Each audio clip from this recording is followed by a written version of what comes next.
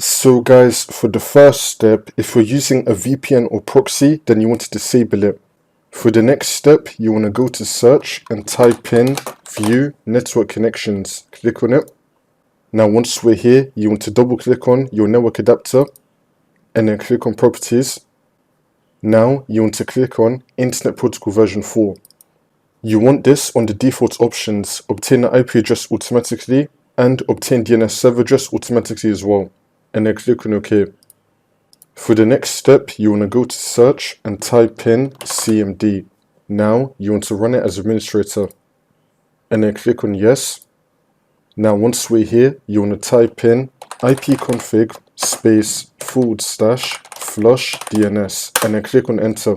Now you want to type in netsh space winsock space reset and then click on enter again.